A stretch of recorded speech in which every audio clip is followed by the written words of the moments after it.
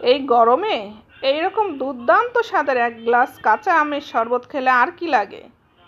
কাঁচা আমের শরবত খেলে গরম একটু কম লাগে, যেহেতু টক টক মিষ্টি, এজন্য কাঁচা আমের শরবতটা এই গরমে খেলে আপনার শরীরে গরমটা একটু কম লাগবে।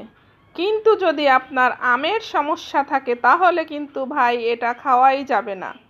এটা খেলে কিন্তু আপনার ডবল ডবল আমের সমস্যা শুরু হয়ে যাবে।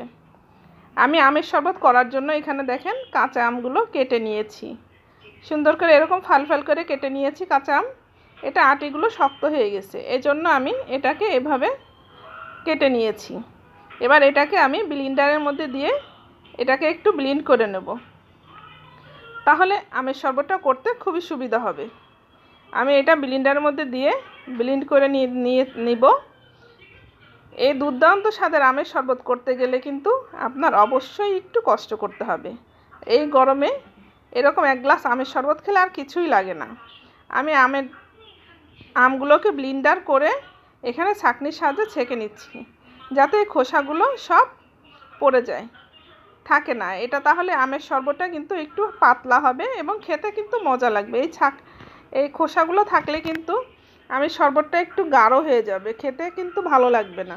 অবশ্যই আমের শরবত করার সময় আপনি এভাবে ছাঁকনির সাহায্যে ছেঁকে নেবেন। এবার আমি পরিমাণ মতো লবণ দিয়ে দিচ্ছি। এটা আপনি লবণটা আপনার স্বাদ অনুযায়ী দিবেন। আর এখানে দিয়ে দেবো বেশ খানিকটা চিনি, যেহেতু টক আম, চিনি না দিলে তো হবেই না। আমি অনেকগুলো চিনি দিয়ে দিয়েছি যেন আমার আমের শরবতটা করতে সুবিধা হয়। আর দিয়ে দেবো এবার বিট লবণের গুঁড়া। বিট লবণের গুঁড়া দিয়ে আমি এটাকে একটু গুলিয়ে নেব ভালো করে।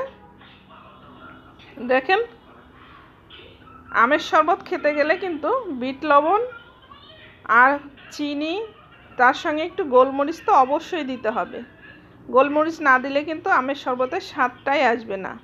আর আমি এখানে একটু লেবু দিয়ে দিলাম, যাতে একটা ভালো একটা সেন্ট আসে। আর আমের শরবতটা কিন্তু অবশ্যই একটু ঠান্ডা ঠান্ডা খেতে হয়, খেলে কিন্তু খুবই ভালো লাগে। আমি এবার কিছু বরফ কুচি দিয়ে দিয়েছি, যেন আমি একটু ঠান্ডা ঠান্ডা খেতে পারি, যার জন্য বরফ কুচি দিয়ে দিয়েছি। বরফ কুচি দিয়ে এগুলো ভিতরে যা কালো কালো দেখছেন, এগুলো কিন্তু সব গোলমরিচের গুঁড়া।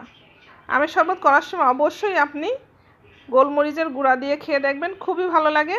আর আমি পুদিনা পাতা খেতে পছন্দ করি, তাই একটু পুদিনা পাতা দিয়ে দিয়েছি এখানে। কিন্তু পুদিনা পাতা ছাড়াও আপনি খেতে পারেন। এই কি ঠান্ডা ঠান্ডা একটা টক মিষ্টি স্বাদ, খুবই ভালো লাগলো। আজকের মতো এই পর্যন্ত। ভালো থাকবেন, সুস্থ থাকবেন, আল্লাহ হাফেজ।